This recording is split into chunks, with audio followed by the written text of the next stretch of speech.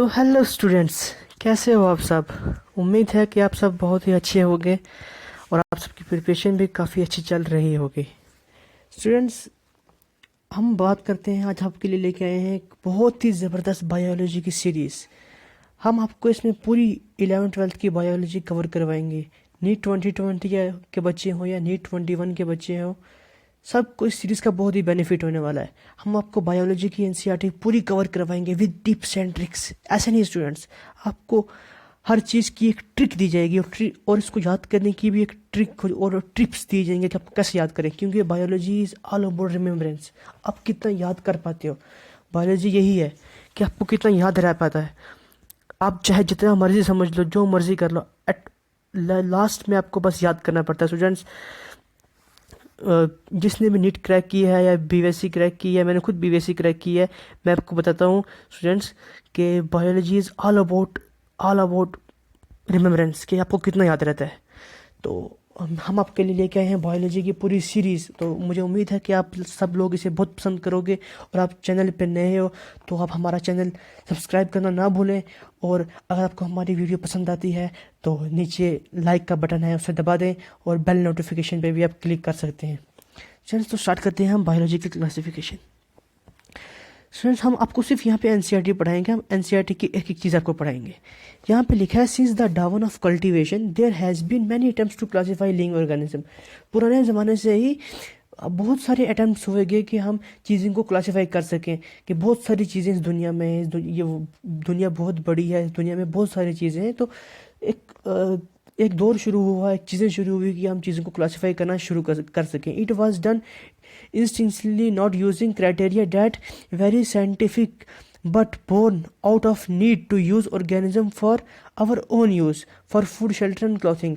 हमने क्या किया, हमने एक कोई क्राइटेरिया बनाया, जो साइंटिफिक क्राइटेरिया बनाया, जिससे हम ऑर्गेनिज्म को मतलब अपने हिसाब से इस्तेमाल कर सकें, फूड के लिए, शेल्टर के लिए, क्लॉथिंग के लिए। ये इतना इंपॉर्टेंट नहीं है स्टूडेंट्स। अब जो इंपॉर्टेंट बात आती है हमारे पास वो ये है जो हमें आपने एरिस्टोटल साहब ने बताई। एरिस्टोटल सबसे पहले, Aristotle was earliest to attempt a more scientific basis of classification. अब ये क्वेश्चन स्टूडेंट्स नीट में आ सकता है, पूछा जा सकता है कि सबसे अर्लीस्ट अटेम्प्ट किसने दिया था क्लासिफिकेशन का, तो वो हमारे एरिस्टोटल साहब हैं। एरिस्टोटल ने सबसे पुराना सबसे ओल्ड कंसेप्ट दिया था क्लासिफिकेशन का, ऑर्गेनिज्म को क्लासीफाई कैसे किया जाए। तो एरिस्टोटल ने क्या बोला था, हम उसको समझते हैं। He use simple morphological characters to classify plants into trees, shrubs and herbs. तो हमारे एरिस्टोटल साहब ने कुछ नहीं किया, एरिस्टोटल साहब ने एक बिल्कुल सिंपल मॉर्फोलॉजी का कैरेक्टर लिया। मॉर्फोलॉजी होती है कि ऑर्गेनिज्म की मॉर्फोलॉजी कैसी, उसका अपीयरेंस कैसा है, उसका आउटर स्ट्रक्चर कैसा है, उसका outer structure. Morphology is all about outer structure. तो एरिस्टोटल साहब ने उसका आउटर स्ट्रक्चर लिया और मतलब बहुत सारे ऑर्गेनिज्म देखे, आउटर स्ट्रक्चर लिया और उसने ऑर्गेनिज्म को क्लासीफाई कर दिया 3 हिस्सों में, ट्रीज, शर्ब्स और हर्ब्स। इन 3 चीज़ों में उसने ऑर्गेनिज्म को क्लासीफाई कर दिया। तो he also divided animals into 2 groups, those which had red blood cell and those that did not. अब स्टूडेंट्स, यहाँ से क्वेश्चन आता है एनसीईआरटी के बाहर से। देखिए, जो जिस आप ये देखा होगा, यहाँ पे मैंने लिखा हुआ भी है कि जिसमें रेड ब्लड सेल होता है उसको बोलते हैं एनीमिया, और जिसमें रेड ब्लड सेल नहीं होता उसको बोलते हैं एनीमिया। जिसमें होता है, जिसमें रेड ब्लड सेल प्रेजेंट, उसको हम बोलेंगे इनीमिया, ENAIMA, इनीमिया बोलेंगे हम उसको। और जिसमें रेड ब्लड सेल एब्सेंट होगा उसको हम बोलेंगे एनीमिया।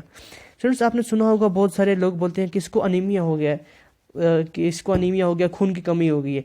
तो आप ऐसे याद रख सकते हो, एक ट्रिक आपके लिए, कि अगर किसी चीज़ बंदे को खून की कमी है मतलब उसके अंदर रेड ब्लड सेल नहीं है। तो अगर उसके अंदर रेड ब्लड सेल नहीं है तो उसका यही मतलब हुआ कि उसके अंदर खून प्रेजेंट नहीं है। तो हम ऐसे याद कर सकते हैं, एनीमिया मतलब खून प्रेजेंट नहीं, रेड ब्लड सेल प्रेजेंट नहीं, और इनामिया मतलब कि रेड ब्लड सेल प्रेजेंट है। ई से शुरू होता है स्टूडेंट्स। तो हम बात करेंगे सेकंड वे ऑफ क्लासिफिकेशन की, जो हमें लिनियस ने दी थी। लिनियस ने हमें 2 किंगडम सिस्टम ऑफ क्लासिफिकेशन दिया था। जो यहाँ लिखा है, उसने चीज़ों को डिवाइड किया 2 किंगडम में, एक प्लांटिया और एक एनिमलिया। जो हमारा अरिस्टोटल था उसने ट्रीज, शर्ब्स और हर्ब्स, ट्रीज होते हैं बिग प्लांट, शर्ब्स छोटे प्लांट्स और हर्ब्स उससे भी छोटे प्लांट्स। तो लिनियस ने किया था प्लांटिया और एनिमलिया में। Linnaeus kingdom was developed that included all plants and animals respectively. और लिनियस ने प्लांटिया एनिमल किंगडम में अगर डिवाइड कर दिया, ऊपर ऊपर से डिवाइड कर दिया, हर प्लांट को अलग कर दिया और हर प्लांट एनिमल को अलग कर दिया। तो उसमें सारे ही तकरीबन एनिमल्स और प्लांट्स आ गए इसकी लीनियस के सिस्टम ऑफ क्लासिफिकेशन में। बट देखो लीनियर उस ज़माने में इतना पता नहीं था लीनियस को, कुछ चीज़ें लीनियस से रह गई। The system that did not distribute, ये एक ऐसा सिस्टम था जिसके कुछ ड्रॉबैक्स भी थे और बेसिकली होंगे भी, क्योंकि इस दुनिया में हर चीज़ एनिमल्स या प्लांट्स नहीं होते। कुछ चीज़ें बैक्टीरिया, जैसे हम इस किंगडम में आगे पढ़ेंगे, किंगडम प्रोटिस्टा में बहुत सारी चीज़ें होती हैं, डाइनोफ्लैजिलेट्स होते हैं, उसके बाद bacteria, Archie bacteria, you bacteria, heterotrophic bacteria, उसके बाद प्रोटिस्ट में प्रोटिस्ट किंगडम प्रोटिस्टा में बहुत सारी चीज़ें, डाइनोफ्लैजिलेट्स, स्लाइम, हम बहुत सारी चीज़ें आगे पढ़ेंगे इस चीज़ के बारे में। तो हम अगर यहाँ देखें तो इस सिस्टम में क्या क्या डिस्ट्रीब्यूट नहीं कर पाया। This system did not distribute between eukaryotes and prokaryotes, eukaryotes को और प्रोकैरियोट्स के बीच में कोई डिस्ट्रीब्यूशन नहीं कर पाया ये सिस्टम। इसने चाहे वो यूकैरियोट है या प्रोकैरियोट है, अगर वो प्लांट है तो प्लांट में रखेगा, एनिमल में तो एनिमल रखेगा। तो ये सिस्टम उसमें भी आप सफल नहीं हो पाया। यूनिसेलुलर और मल्टीसेलुलर ऑर्गेनिज्म को आपस में क्लासिफाई नहीं कर पाया। और photosynthetic green plants and non photosynthetic fungi organism, इसको भी आपस में क्लासिफाई नहीं कर पाया। जो फोटोसिंथेटिक ग्रीन एल्गी हैं हमारे पास, जो ग्रीन एल्गी हमें पता ही है, फोटोसिंथेटिक ग्रीन एल्गी साइनोबैक्टीरिया होती है, और नॉन फोटोसिंथेटिक फंजाई ऑर्गेनिज्म, जो फंजाई जो होते हैं वो नॉन फोटोसिंथेटिक होते हैं। इसने इन चीज़ों को एक साथ रख दिया, ग्रीन एल्गी को भी और फंजाई को भी इसने एक ही किंगडम में रख दिया। ये क्लासीफाई नहीं कर पाया इसका सिस्टम इस चीज़ को। ये सब चीज़ें आगे हमने पढ़नी है। अभी सिर्फ ये आपको तभी समझ में आएगा जब हम ये चीज़ें आगे पढ़ेंगे, आपको पता लगेगा ग्रीन एल्गी क्या होती है, फंजाई क्या होती है। इसी चैप्टर में आपको कंप्लीट करेंगे। ये एक वन शॉट वीडियो स्टूडेंट्स, इसलिए थोड़ा तेज़ हो रहा है क्योंकि मुझे पता है आप सब ने चीज़ें ऑलरेडी पढ़ रखी है। मैं आपको रिवीजन करवा रहा हूँ पूरी एनसीईआरटी की। अब classification of the organism into plants and animals was easily done and was easy to understand. जो क्लासिफिकेशन था इनटू प्लांट्स एंड एनिमल्स, ये इजीली डन हो गया। अब देखो उसको इतनी प्रॉब्लम आई नहीं इस चीज़ को करने के लिए। उसने बड़ी आसानी से जो प्लांट्स हैं उसको मतलब क्लासिफाई कर दिया, प्लांट्स और एनिमल्स को, उसको कोई इतना प्रॉब्लम आई नहीं। But a large number of organism did not fall into either this category, पर बहुत सारे नंबर ऑफ ऑर्गेनिज्म थे जो इस कैटेगरी में फॉल नहीं हो पाए। देखो हमें पता है बहुत सारी चीज़ें प्लांट्स एनिमल्स में नहीं होती, बैक्टीरिया ना तो प्लांट्स होते हैं ना तो एनिमल्स होते हैं, बहुत सारी चीज़ें, तभी इसका सिस्टम अच्छा नहीं है। यही यहाँ पे बोलने की कोशिश कर रहा है कि ये बहुत सारी चीज़ों को क्लासीफाई नहीं कर पाया। Hence the two kingdom classification was found inadequate. तभी हम बोलेंगे कि जो टू किंगडम सिस्टम क्लासिफिकेशन है वो अच्छा नहीं है। Besides gross morphology a need was also felt for including other characters like cell structure, nature of wall, mode of nutrition, habitat, method of reproduction. मतलब इसने जो क्लासीफाई किया उसने एक मोटे मोटे तौर से ग्रॉस मॉर्फोलॉजी ली। ग्रॉस मॉर्फोलॉजी का मतलब ये स्टूडेंट्स ये होता है कि उसने मतलब हम ऐसे कह सकते हैं कि उसने ऊपर से चीज़ों का लिया, मतलब मॉर्फोलॉजी ली, उसने आउटर स्ट्रक्चर लिया कि कोई दिखने में अगर प्लांट है तो उसको प्लांट दे दिया, कोई दिखने में अगर एनिमल है तो उसको एनिमल किंगडम में उसने क्लासिफाई कर दिया। उसने ऊपर से चीज़ें ली, ग्रॉस मॉर्फोलॉजी ली, बट उसने क्या चीज़ें नहीं ली उस चीज़ पे फोकस करने की हमें जरूरत है स्टूडेंट्स। और फोकस रखिए स्टूडेंट्स, ध्यान आगे पीछे मत रखिए, फोकस रखिए। मैं क्या पढ़ा रहा हूँ आपको उस चीज़ को समझिए। एनसीईआरटी लेके बैठिए, अपनी एनसीईआरटी सामने रखिए और देखिए मैं क्या पढ़ा रहा हूँ। मैं आपको बताऊँगा, आगे ट्रिक्स भी बताऊँगा कैसे याद करनी है हर चीज़ को। अब देखो कि उसने क्या क्या चीज़ें नहीं की। उसने सेल का स्ट्रक्चर नहीं देखा, उसने जो सेल वॉल है उसका नेचर नहीं देखा, कैसे किस टाइप की सेल वॉल है। न्यूट्रिशन नहीं देखा, वो कैसा न्यूट्रिशन दिखाता है, उसका हैबिटेट क्या है, वो किस हिसाब से रिप्रोडक्शन करता है। उसके बाद एवोल्यूशनरी रिलेशनशिप उसने वो नहीं देख पाया। एवोल्यूशनरी रिलेशनशिप होते हैं कि फाइलोजेनेटिक रिलेशनशिप, पुराने रिलेशनशिप के एवोल्यूशन क्या है इस चीज़ का, कुछ नहीं देख पाया। उसने सिर्फ बस कर दिया कि ये प्लांट है, ये एनिमल है हमारा। किसने ये हम बात किसी कर रहे हैं स्टूडेंट्स, आपको चीज़ पता होनी चाहिए कि हमने ये अभी तक ये किसकी बात की है, ये लिनियस की बात की है। हमने कार्स लिनियस के बारे में ये चीज़ें पढ़ रहे थे, ठीक है। तो मुझे उम्मीद है आपको अभी समझ में आ रहा होगा मैं क्या बता रहा हूँ, क्या पढ़ा रहा हूँ। तो classification system for the living organism have hence undergone several changes over time. तो तभी ये क्लासिफिकेशन वाला सिस्टम जो है, बहुत सारी थ्योरी है स्टूडेंट्स। अब हमारे एनसीईआरटी में तो सिर्फ 3 ही थ्योरी हैं, व्हाइटेकर की थ्योरी है और लिनियस की और अरिस्टोटल की, पर बहुत सारे अटैम्प्ट्स आए। क्योंकि इसीलिए बहुत सारे अटैम्प्ट्स हैं कि सेवरल चेंजेस ओवर टाइम, क्योंकि मतलब रोज़ बार रोज़ नया ऑर्गेनिज्म डिस्कवर हो रहे थे, बैक्टीरिया डिस्कवर हो रहे थे, अलग अलग चीज़ें आज भी हमें पता लग रही हैं। कुछ चीज़ें हमें नहीं जानते, कुछ जान चुके हैं। 1.7 मिलियन जो स्पीशीज़ से हम जानते हैं जो हमने डिस्कवर कर दिए। बहुत सारी मिलियंस ऑफ स्पीशीज़, अभी 20 मिलियन ऐसे स्पीशीज़ हैं जिनको हमने डिस्कवर नहीं किया है। तो इसीलिए यही चीज़ है कि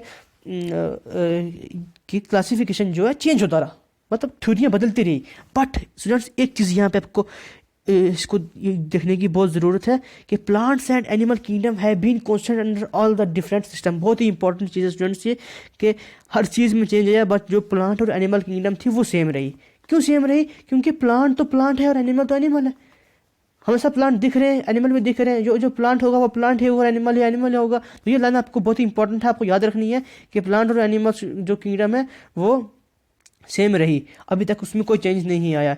the understanding of what groups organisms be included under this kingdom has been changing. The number and nature of other kingdom have also been understood differently by different scientist over time. ये कह रहा है कि बहुत सारे मुख्तलिफ scientist थे, मुख्तलिफ साइंटिस्टों ने, डिफरेंट साइंटिस्ट थे, उन्होंने डिफरेंट तरीका दिया, मतलब हर साइंटिस्ट ने अपना अपना तरीका दिया इसको जो है क्लासीफाई करने में। स्टूडेंट्स अब आपको मैं बताऊंगा यहाँ से आपको याद क्या क्या करना है, आपको इंपॉर्टेंट चीज़ें क्या क्या हैं जो अभी अब तक मैंने आपको पढ़ाया इसमें याद करने की। देखिए स्टूडेंट, सबसे पहली इंपॉर्टेंट चीज़ है, सबसे पहला क्वेश्चन आपको आ सकता है कि एरिस्टोटल का कंसेप्ट के सबसे पहला जो है अटेम्प्ट किसने दिया था क्लासिफिकेशन का? तो वह एरिस्टोटल ने दिया था, आपको याद रखना है। उसने ट्रीज, शब्स और हर्ब्स में क्लासीफाई किया था। ये इतना इंपॉर्टेंट नहीं है, पर ये red blood cell which contain red blood cell and which do not contain red blood cell, ये इंपॉर्टेंट है। एनीमिया और एनीमिया का कंसेप्ट ये आपको आना चाहिए, ये एग्जाम में क्वेश्चन पूछ सकता है। ये इस पेज में ये इंपॉर्टेंट है। दूसरा के टू किंगडम क्लासिफिकेशन किसने दिया, आपको नाम याद होना चाहिए। लिनियस दिया था टू किंगडम क्लासिफिकेशन। आपको इतना पता होना चाहिए कि बहुत सारी चीज़ों को क्लासीफाई नहीं कर पाया, ग्रीन एलगी को और फंजाई को इसने एक साथ डाल दिया, मतलब बहुत सारी चीज़ों को इसने एक साथ डाल दिया, तभी ये इनवेटिकेट था। इतना इसमें इंपॉर्टेंट नहीं है, बस यही है कि नाम याद रखना है और आपको याद रखना है कि ये सक्सेसफुल नहीं है। बस यहाँ पे एक और चीज़ इंपॉर्टेंट है कि ये दो plants and animals have been remain constant under all different systems. Plants और एनिमल्स अभी तक कॉन्स्टेंट ही है, चेंज नहीं हुई। ये चीज़ आपको याद रखनी है स्टूडेंट्स। तो अब हम आगे बढ़ते हैं। स्टूडेंट्स ये चार्ट है, ये आपको मैं अभी नहीं समझाऊंगा, ये आपको मैं बाद में समझाऊंगा जब हम सब कुछ पढ़ लेंगे। अभी आपको समझ में नहीं आएगा। बहुत सारी चीज़ टीचर जो होते हैं वो पहले समझा देते हैं, बच्चों को समझ में नहीं आता ये क्या चीज़ है। आपको समझाऊंगा, लास्ट में समझाऊंगा इस चार्ट को। इस चार्ट पे हम आएंगे, बाद में आएंगे स्टूडेंट्स। हम बात करते हैं तीसरा एनसीईआरटी के according third system of classification जो है वो हमारे वाइटेकर साहब ने दिया था। वाइटेकर साहब ने प्रपोज किया 5 किंगडम ऑफ क्लासिफिकेशन। पहले 2 किंगडम वाइटेकर साहब ने क्या कर दिया, किंगडम को क्लासीफाई कर दिया मोनेरा में, प्रोटिस्टा में, फंजाई में, प्लांटिया में, एनिमल में। और हमारे सिलेबस में यही है, हमने यही पढ़ना है, आपको पता ही होगा। आप नीट के स्टूडेंट्स हैं, आपने इस वक्त तैयारी कर ली होगी। ये रिवीजन कोर्स है, इसमें मैं आपको कोई कंसेप्ट वगैरह ज़्यादा बता नहीं रहा हूँ, बस एनसीईआरटी को रिवाइज करवा रहा हूँ। अच्छा, हम बात करते हैं the main category of classification under this includes cell structure, body organisation, mode of nutrition, reproduction and phylogenetic relation. Students बहुत ही इंपॉर्टेंट चीज़ है, ये बहुत ही इंपॉर्टेंट लाइन है, आपको याद रखनी चाहिए, आपको याद रखनी पड़ेगी। इसकी ट्रिक मैं आपको बताता हूँ। जैसे ये चीज़ याद रखनी है कि किस पे बेस्ड था 5 किंगडम क्लासिफिकेशन। आपको याद होना चाहिए कि सबसे पहले मोड ऑफ न्यूट्रिशन पे, रिप्रोडक्शन पे, उसके बाद सेल स्ट्रक्चर पे। देखो जैसे मैंने ट्रिक बनाई है यहाँ पे, एनआरसी, हमारे अमित शाह जी ने इस वक्त एनआरसी लाई है, हमारे अपने गवर्नमेंट ने एनआरसी लाई है, तो आपको याद होना चाहिए कि एनआरसी इस हिसाब से याद कर सकते हैं। एनआरसी, एन का मतलब हो गया न्यूट्रिशन, न्यूट्रिशन हमारा हो गया। आर का मतलब हो गया रिप्रोडक्शन, सी का मतलब हो गया सेल स्ट्रक्चर, उसके बाद बच्चा बॉडी, उसके बाद हम याद कर सकते हैं ऐसे OP, NRC OP, NRC PO, OP या पीओ, हम ऐसे याद कर सकते हैं। बहुत ही सिंपल ट्रिक है। या आप ऐसे भी याद कर सकते हैं, कार्ल वोस, आप ऐसे भी याद कर सकते हैं। या इस ट्रिक से भी अच्छा, बहुत अच्छी ट्रिक है हमारे पास, री सी पीएमटी। कि सी पहले हमारा पता ही है कि आपको कि हमारा जो एग्जाम होता था नीट का वो पीएमटी था, तो हम ऐसे याद कर सकते हैं इसको, री सी पीएमटी। री का मतलब रिप्रोडक्शन, सी का मतलब सेल स्ट्रक्चर, पी का मतलब फाइलोजेनेटिक रिलेशनशिप, एफ का मतलब मोड ऑफ न्यूट्रिशन और टी का मतलब कुछ भी नहीं। टी आप ऐसे याद कर सकते हैं, टी ऐसे री सी पीएमटी सीक्वेंस के लिए हमने ये बनाया। बहुत ही इंपॉर्टेंट ट्रिक है स्टूडेंट्स, ऐसे ट्रिक आपको कहीं नहीं मिलेंगे। ये मैं आपको ट्रिक बता रहा हूँ, बहुत दिमाग, बहुत टाइम लगता है स्टूडेंट्स इन चीज़ को बनाने में, बहुत मेहनत लगती है। तो मैं आपको अपनी खुद की एनसीईआरटी है, खुद की मेहनत है, मैं आपको बता रहा हूँ। तो आप चैनल को लाइक ज़रूर करना, सब्सक्राइब ज़रूर करना। और अगर आपको चाहते हो कि मैं से रोज़ ट्रिक्स नई दूँ आपको, तो आप कमेंट सेक्शन में मेंशन कर सकते हो नीचे कि हाँ सर हमें पसंद आई आपकी वीडियो और आप रोज़ ऐसी वीडियो चढ़ाएं। तो अब एक और सिस्टम क्लासिफिकेशन था 3 domain system of classification students. अब 3 डोमेन सिस्टम क्लासिफिकेशन एनसीईआरटी में इतना क्लियर नहीं है, आपको मैं बताता हूँ ये था क्या। 3 डोमेन सिस्टम ऑफ क्लासिफिकेशन था सर, ऐसा कुछ ऐसा था स्टूडेंट्स के उसने क्या कर दिया कि किंगडम को जो हमारा क्या बोलते हैं 3 किंगडम, ये बीच में हम मोनेरा आपने ऐसे ही लिखा है। 3 डोमेन तो ये था कि उसने अब हमें साइंटिस्ट का नाम याद करने की यहाँ पे कोई ज़रूरत नहीं है। 3 डोमेन में था कि 3 डोमेन क्लासीफाई हुआ 3 चीज़ों में, एक आर्की बैक्टीरिया में, दूसरा यू बैक्टीरिया में, तीसरा यूकरिया में। 3 चीज़ें स्टूडेंट्स ये चीज़ें आप इसको आप स्क्रीनशॉट ले सकते हो इस चीज़ का, बहुत ही इंपॉर्टेंट चीज़ है ये। आर्कीबैक्टीरिया, यू बैक्टीरिया और यूकैरिया में तो जो है 3 डोमेन सिस्टम को क्लासीफाई कर दिया गया 3 चीज़ों में, आर्कीबैक्टीरिया, यू बैक्टीरिया, यूकैरिया में। आर्कीबैक्टीरिया में अभी हम पढ़ेंगे आर्कीबैक्टीरिया क्या होता है, यू बैक्टीरिया क्या होता है। अभी के लिए आप जान सकते हो कि इसमें pseudomonas type of cell wall होती है, यू बैक्टीरिया में peptidoglycan type of cell wall होती है। अभी हम पढ़ेंगे, आपको बस नाम याद करना है, आर्कीबैक्टीरिया, यू बैक्टीरिया और यूकैरिया। यूकैरिया में स्टूडेंट्स हमारे पास सारी किंगडम आ जाती हैं, प्रोटिस्टा, फंजाई, प्लांटिया, एनिमलिया। ये चीज़ आपको याद रखनी है, दिस इज इंपॉर्टेंट। ये एनसीईआरटी के बारे से क्वेश्चन आपका बन सकता है। 2 क्वेश्चन अब तक हमने एनसीईआरटी के बारे से पढ़े, एक एनीमिया और अनाइमा वाला और एक ये वाला यूकैरिया वाला। स्टूडेंट्स ये क्वेश्चन हमारा एनसीईआरटी के बारे से बिल्कुल बन सकता है और नीट में आ सकता है, चांसेस हैं इस चीज़ के। और यूकैरिया और जो यू बैक्टीरिया वो हमारा किंगडम मोनेरा से लिया गया है। ये चीज़ें हम आगे पढ़ेंगे आपको, बस आपको भी याद रखना है। 3 डोमेन सिस्टम में क्लासिफिकेशन था कि हमने आपको बता दिया, आपको बस अभी याद रखना है। इसका मतलब ये हुआ कि 3 डोमेन सिस्टम ने इंटू 2 डोमेन्स लिविंग द अब देखो एनसीईआरटी क्या कहती है, the 3 domain system has also been propose that divides the kingdom Monera into 2 domains, leaving the remaining eukaryotic kingdom into 3rd domain and thereby a 6th kingdom classification you will learn। अब देखो हमने ये पढ़ा कि इसने divide कर दिया 2 domain में, living the remaining eukaryotic bacteria in the 3rd domain, मतलब 3 डोमेन थे।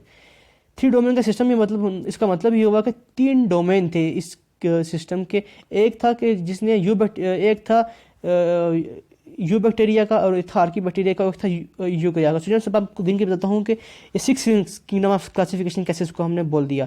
एक इसने किंगडम मान लिया आर्कीबैक्टीरिया को, सॉरी स्टूडेंट्स, एक इसने किंगडम मान लिया हमारे किसको, आर्कीबैक्टीरिया को।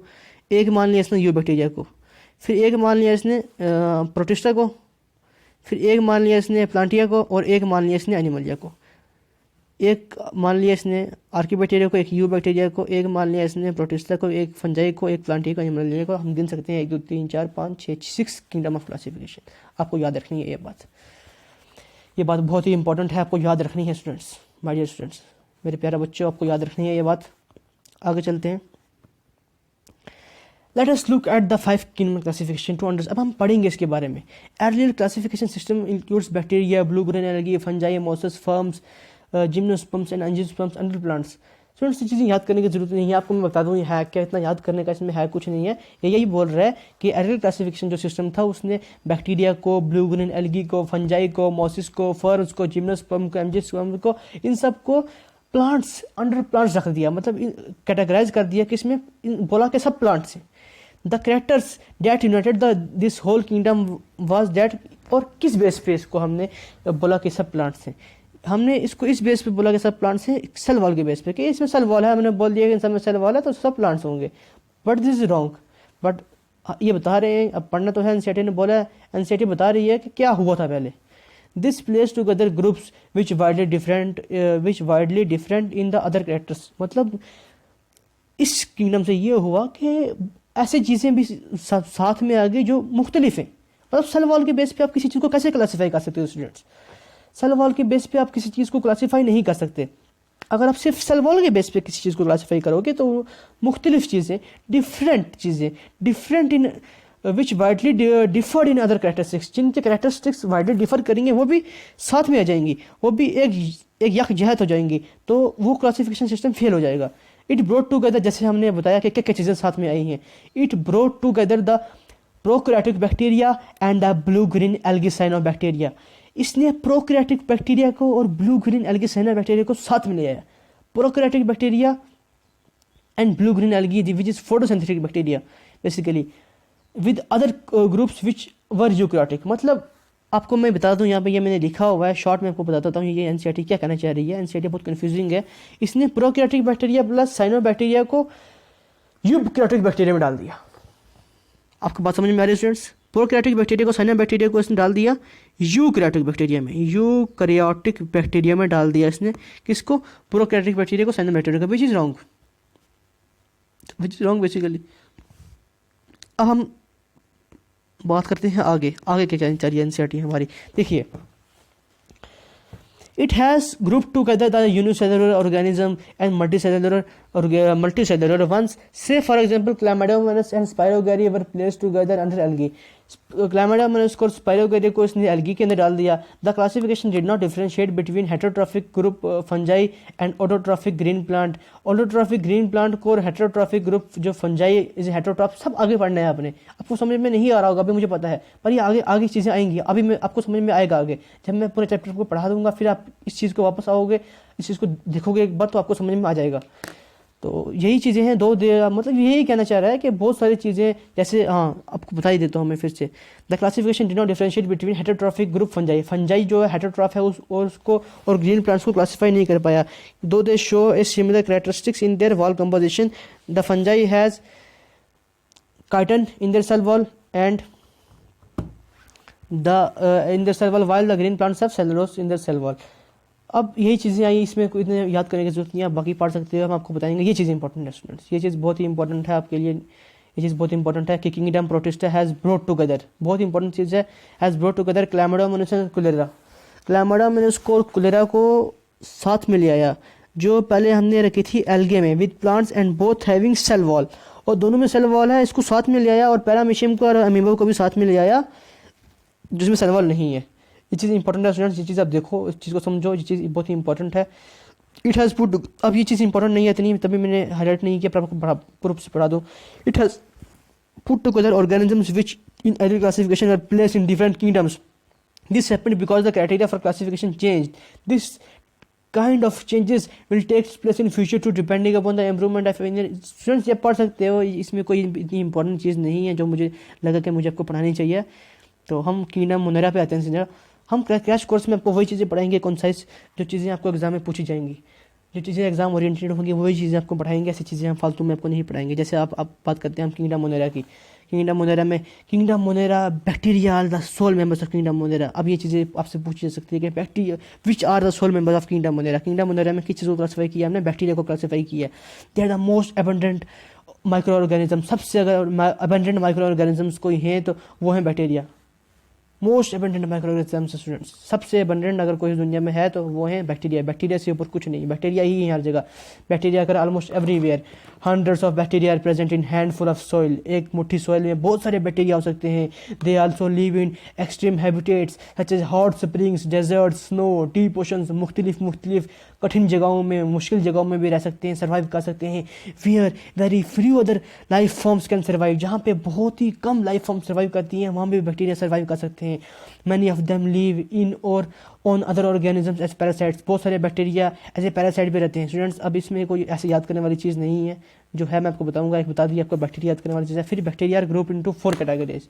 ये चीज़ इंपॉर्टेंट है कि 4 कैटेगरीज में बैक्टीरिया को डिवाइड किया स्टूडेंट्स. अब 4 कैटेगरी कौन सी थी आपको बता देते हैं हम.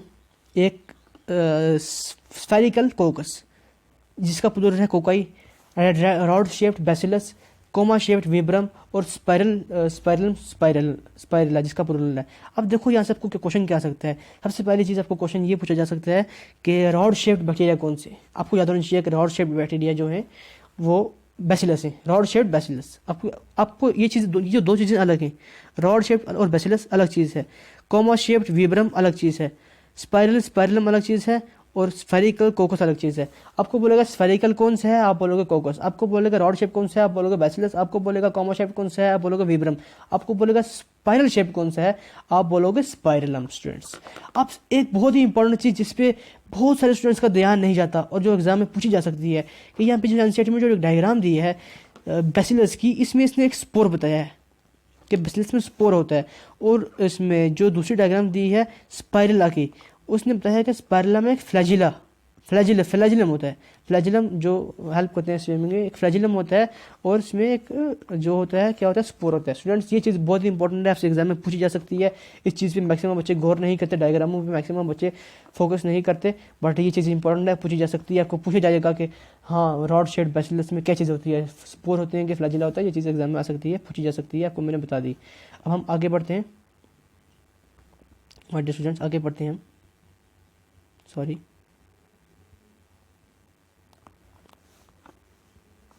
हाँ तो स्टूडेंट्स तो the bacteria structure is very simple, they are very complex in behaviour. Students ये बहुत ही इंपॉर्टेंट लाइन है, बहुत ही इंपॉर्टेंट लाइन है, आप उसको याद कर लीजिए कि बैक्टीरिया का जो बहुत ही सिंपल स्ट्रक्चर होता है, बट उनका जो बिहेवियर होता है वो बहुत ही कॉम्प्लेक्स होता है।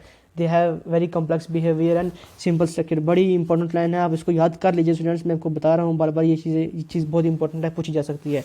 Compare to many other organisms, bacteria as a group show most extensive metabolic diversity. Bacteria show करता है सब मोस्ट एक्सटेंसिव का मतलब बड़ी, बहुत ज़्यादा मेटाबॉलिक डाइवर्सिटी, बहुत ही फैली इसकी मेटाबॉलिक डाइवर्सिटी है, सबसे बड़ी है।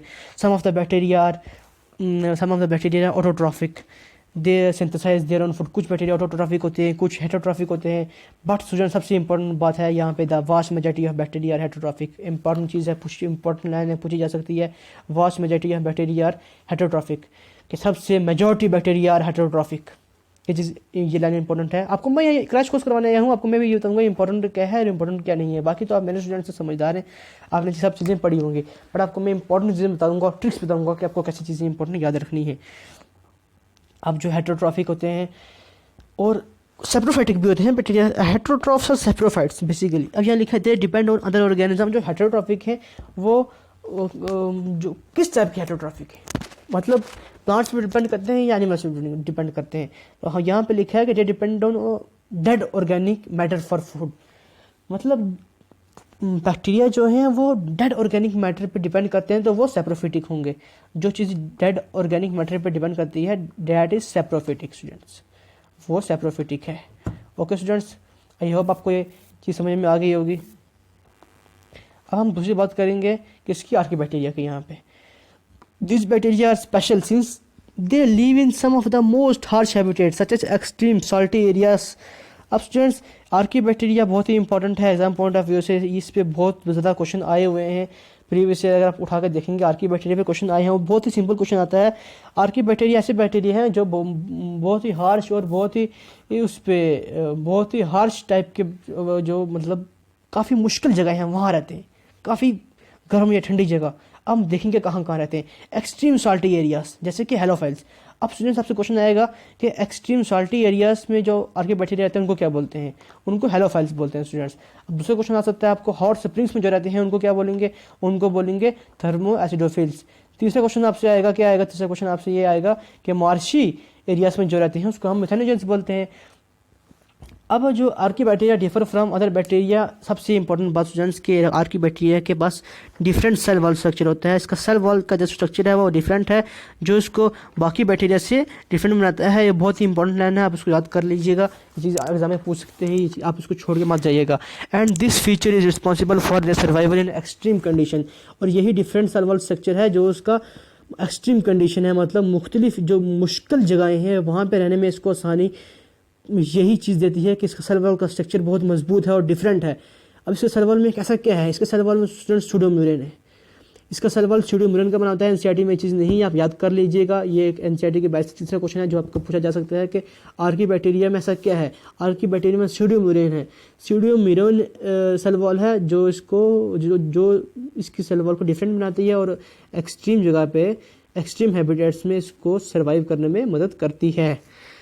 अब methanogens are present in the gut of several ruminant animals. अब जो मिथेनोजन बैक्टीरिया है वो प्रेजेंट होते हैं बहुत सारे रूमिनेंट, मतलब हो गया कि आप ऐसा सब बोल सकते हो कि जो जैसे हमारे कॉव्स एंड बुफेलोस होती हैं जो ग्रासेस खाते हैं, जो हम जिनको पालते हैं, उस टाइप के जो एनिमल्स हैं रूमिनेंट एनिमल्स, उनके गट में प्रेजेंट होती है। गट मतलब उनके डाइजेस्टिव सिस्टम में प्रेजेंट होती है। गट इज डाइजेस्टिव सिस्टम, जो उनके डाइजेस्टिव सिस्टम में प्रेजेंट होती है और वहीं पे ही फिर वो हेल्प करती है प्रोडक्शन ऑफ मीथेन गैस में। और हमें पता है कि जो गोबर होता है उससे, गोबर गैस प्लांट के बारे में हमने पढ़ाई होगा, जो गोबर होता है उससे हम मीथेन गैस बना सकते हैं। तो अब जो उनके अंदर भी, जो हमारे पास जो रूमिनेंट एनिमल्स हैं उनके अंदर भी मीथेन गैस बनती है, और वो यही बैक्टीरिया है मिथेनोजन जो इनके अंदर रूमिनेंट गैस, जो मीथेन गैस बनाता है। अब हम आगे बात करेंगे from the Dang of this animals. अब इनका जो डंग है, डंग का मतलब समझ लीजिए इनका जो गोबर है, इनका जो एक्सक्रेटा है, जो इनकी जो एक्सक्रीशन की जो चीज़ें हैं जो एक्सक्रेट करते हैं उससे, जो इनका वेस्ट प्रोडक्ट है। अब हम आगे बात करेंगे यू बैक्टीरिया के। अब यू बैक्टीरिया को हम यू बैक्टीरिया में स्टूडेंट्स एक चीज़ याद रखिएगा, पेप्टाइडोग्लाइकन टाइप के सेल वाला होती है, पेप्टाइडोग्लाइकन टाइप के सेल वाला, आप इस चीज़ को याद रखिएगा, चीज़ इंपॉर्टेंट है, पूछी जा सकती है आपसे। अब eubacteria, there are thousands of different eubacteria और ट्रू बैक्टीरिया, यू बैक्टीरिया को हम ट्रू बैक्टीरिया भी बोलते हैं, ये चीज़ आप याद कर सकते हैं, ये चीज़ याद करनी है आपको। They are characterise by the presence of rigid cell wall, इनमें बहुत ही अच्छी रिजिड सेल वॉल होती है एज़ कम्पेयर यू आर्किबैक्टीरिया इतनी अच्छी नहीं होती पर फिर भी अच्छी होती है। इफ़ अगर मोटाइल हुए तो उनमें एक फ्लैजिलम भी होता है। अब साइनोबैक्टीरिया, यू बैक्टीरिया का सबसे पहला टाइप है, 3 टाइप है, एक होता है फोटोसिंथेटिक ऑटोट्रॉफ, 3 टाइप के हम यू बैक्टीरिया आप इस चैप्टर में हम डिस्कस करेंगे। एक फोटोसिंथेटिक ऑटोट्रॉफ, एक हम बात करेंगे केमोसिंथेटिक ऑटोट्रॉफ, फिर एक हम बात करेंगे हेटेरोट्रॉफिक बैक्टीरिया की। तीनों की बात करेंगे। जो फोटोसिंथेटिक ऑटोट्रॉफ है वो है साइनोबैक्टीरिया। साइनोबैक्टीरिया को हम ब्लू ग्रीन एलगी बोलते हैं, बड़ा इंपॉर्टेंट बात है, have chlorophyll a similar to green plants, ये चीज़ इंपॉर्टेंट है, पूछी जा सकती है students. The cyanobacteria unicellular colonial filamentous fresh water marine, मतलब बहुत सारी किस्म के साइनोबैक्टीरिया हैं, कॉलोनियल भी होंगे, कॉलोनीज में भी होंगे, फिलामेंट भी होगा इनका, यूनिसेलुलर भी होंगे, फिलामेंटस का मतलब हो गया फिलामेंट्स फॉर्म करने वाले, टेरेस्ट्रियल भी होंगे, मेराइन भी होंगे, फ्रेश वाटर भी होंगे, याद करने की ज़रूरत नहीं है। The colonies are surrounded by ग्लिनेंटस शीट, जो कॉलोनीज है उसके ऊपर एक शीट पाई जाती है, ग्लिनेंटस शीट। अब देखिए स्टूडेंट्स, यहाँ पे एक बहुत इंपॉर्टेंट बात है, जो कॉलोनीज होती है उनके ऊपर ग्लिनेंटस शीट पाई जाती है, और जो सिंगल जो हमारे पास बैक्टीरिया है, कौन सा बैक्टीरिया है हमारे पास, सिंगल साइनोबैक्टीरिया है, उसके ऊपर म्यूसिलेज की कवरिंग होती है। स्टूडेंट्स ये चीज़ एनसीईआरटी में डायग्राम में दिया है। तीसरी चीज़ है जो दूसरी चीज़ है जो डायग्राम में दिया है, बच्चे इसको इग्नोर कर देते हैं, बच्चे इसको पढ़ते नहीं है। म्यूसिलेज कवरिंग देखिए यहाँ पे दिया हुआ है, म्यूसिलेज कवरिंग होती है इसके अंदर, सिंगल के अंदर म्यूसिलेज कवरिंग होती है और कॉलोनीज के अंदर ग्लिनेंटस शीट होती है। अच्छा ठीक है, ये चीज़ आप क्लियर करते, चीज़ आपको क्लियर होनी चाहिए, ये बात बहुत इंपॉर्टेंट है। जैसे मैंने यहाँ लिखा हुआ भी है, कॉलोनीज में ग्लिनेंटस शीट और साइनोबैक्टीरिया में म्यूसिलेज शीट है, तो आप चीज़ देख सकते हो। ठीक है स्टूडेंट्स, अब आपको मैं आगे बात करते हैं। They often form blooms in polluted water bodies, आपने देखा होगा जो भी तालाब वगैरह होते हैं जो पोल्यूटेड होते हैं उनमें ऐसे ब्लूम्स टाइप के बने होते हैं ग्रीन कलर के, तो वो यही बनाते हैं केमोसिंथेटिक ऑटोट्रॉफ्स जो है, सॉरी फोटोसिंथेटिक ऑटोट्रॉफ्स जो हैं यही बनाते हैं ब्लूम्स कॉलोनीज में। Some of this organisms can fix atmospheric nitrogen in specialized cells called heterocyst, इसमें से कुछ ऑर्गेनिजम्स ऐसे हैं जो एक स्पेशलाइज्ड टाइप के सेल होते हैं हेटेरोसिस्ट, जो इन्हीं के अंदर प्रेजेंट होते हैं, इन्हीं के अंदर प्रेजेंट होती है। ये चीज़ इंपॉर्टेंट है, ये चीज़ समझिए आप, ये चीज़ एनसीईआरटी में ऐसे एकदम समझ में नहीं आती। इन्हीं ऑर्गेनिजम्स के अंदर हेटेरोसिस्ट सेल प्रेजेंट होते हैं और उसमें ये क्या करते हैं, नाइट्रोजन को फिक्स करते हैं, नाइट्रोजन की फिक्सिंग का काम करते हैं। ये इंपॉर्टेंट चीज़ है, इसकी एग्जांपल है नोस्टोकल एनाबिना। अब हम ये चीज़ इंपॉर्टेंट है, पूछी जा सकती है। अगर हम दूसरी बात करेंगे केमोसिंथेटिक ऑटोट्रॉफ बैक्टीरिया की, chemosynthetic autotroph bacteria oxidises various inorganic substances such as nitrates, nitrites and ammonia. बहुत सारी इनऑर्गेनिक सब्सटेंसेस है जिनको ये ऑक्सीडाइज करता है। ऑक्सीडाइज करता है मतलब हम बोल सकते हैं कि यूज़ करता है उनको किसके लिए, एटीपी प्रोडक्शन के लिए, उसको तोड़ता है ताकि उससे हमें एनर्जी मिल सके, एटीपी प्रोडक्शन हमारी हो सके। They play great role in recycling nutrients like nitrogen, phosphorus, iron and sulphur. तो इसी से हम यही साबित कर सकते हैं कि ये ना सिर्फ नाइट्रोजन के लिए बेस्ट नहीं है, ये फास्फोरस के लिए भी है, आयरन के लिए भी है और सल्फर के लिए भी है, तीनों चीज़ों के लिए ये बिल्कुल फ़ायदेमंद है स्टूडेंट्स। अब हम अगली बात करेंगे हेटेरोट्रॉफिक बैक्टीरिया की। Heterotrophic bacteria are most abundant in nature, ये सबसे एबंडेंट अगर है नेचर में कोई तो वो है स्टूडेंट्स हेटेरोट्रॉफिक बैक्टीरिया हमारे। तो मेजॉरिटी आर इंपॉर्टेंट डीकम्पोजर्स। अब majority heterotrophic bacteria are important decomposer, मतलब चीज़ों को डिकम्पोज करते हैं। They are saprophytes. अब सेप्रोफाइड भी बहुत टाइप के होते हैं, मतलब मैक्सिमम सार सेप्रोफाइड नहीं पढ़ना, डीकम्पोजर। डीकम्पोजर्स वही होते हैं स्टूडेंट्स, आपको पता होना चाहिए डीकम्पोजर्स को जो हम सेप्रोफाइड बोलते हैं, मैंने ऊपर लिखा हुआ भी है ये बात को, डीकम्पोजर को सेप्रोफाइड बोलते हैं। तो majority are saprophytes, many of them have significant impact on human affairs, मतलब इंसान भी बैक्टीरिया के बगैर नहीं रह सकता, मतलब इंसान पे भी काफ़ी इफेक्ट डालते हैं बैक्टीरिया का। जैसे कि दूध का दही बनाना, making of curd from milk, production of antibiotics की प्रोडक्शन में बैक्टीरिया करते हैं स्टूडेंट्स, चीज़ इंपॉर्टेंट है, आपको पता होना चाहिए ये बात। Fixing of nitrogen in legume roots में नाइट्रोजन की फिक्सेशन भी करते हैं। उसके बाद सम आर पैथोजेंस होते हैं students, disease causing organisms are called pathogens. Some are pathogens to human beings, कुछ जो है ह्यूमन बींग्स पे पैथोजेंस हैं। Some are pathogens human beings, मतलब हमारे ऊपर हम ह्यूमन बींग्स पे डिजीज कॉज करते हैं, क्रॉप्स पे डिजीज कॉज करते हैं, फार्म एनिमल्स पे डिजीज कॉज करते हैं, पेट्स पे डिजीज कॉज करते हैं। अब कौन कौन से डिजीज कॉज करते हैं ये सबसे इंपॉर्टेंट है स्टूडेंट्स। एक आपको अच्छी ट्रिक दूंगा यहाँ पे मैं, 4 टाइप के डिजीज इंस्टेड में यहाँ पे मेंशन है, क्लोरा, टाइफाइड, टेटनस और citrus cancer.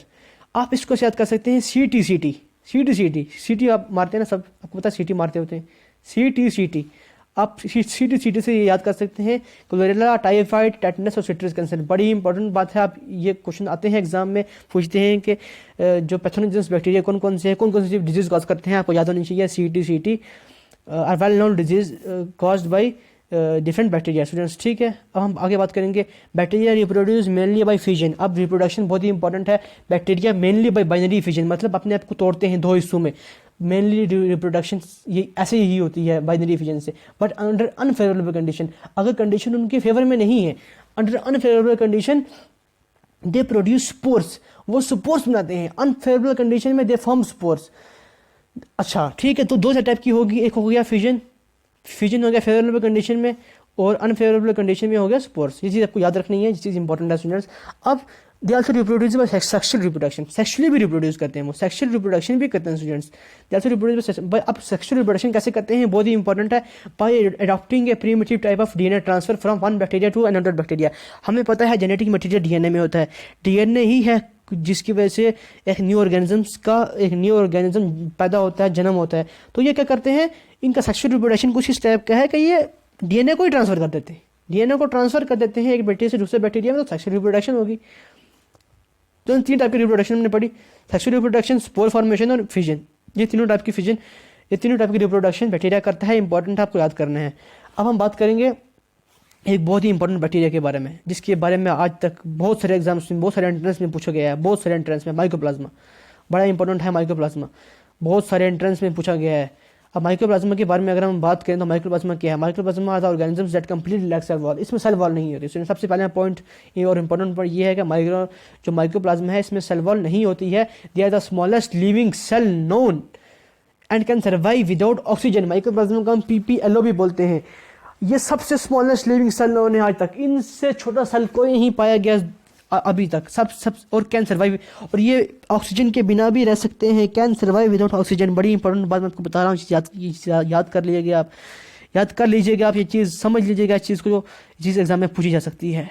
Many mycoplasma pathogenic in animals and plants. बहुत सारे माइकोप्लाज्मा तो डिजीज भी कॉज करते हैं, किसमें, एनिमल्स एंड प्लांट्स में। आपको मैंने बता दिया कि पैथोजेंस क्या होते हैं, डिजीज कॉजिंग। अब ये ऑर्गेनिजम्स आर कॉल्ड पैथोजेंस। अब हम बात करते हैं कि यहाँ डायग्राम दिया NCERT में, देखो यहाँ पे इसका DNA दिया, यहाँ सेल मेम्ब्रेन दिया, यहाँ सेल वॉल दिया। तो ऐसा स्ट्रक्चर होता है बैक्टीरिया का। स्टूडेंट्स अब हम बात करेंगे बैक्टीरिया के बारे में, आपको कुछ और इंपॉर्टेंट पॉइंट बताएंगे जो हम NCERT में नहीं लिखे हुए। स्टूडेंट्स बैक्टीरिया आर यूकैरियोटिक्स, हमें पता है कि बैक्टीरिया आर यूनिसेलुलर यूकैरियोट। अब यूनिसेलुलर प्रोकैरियोट,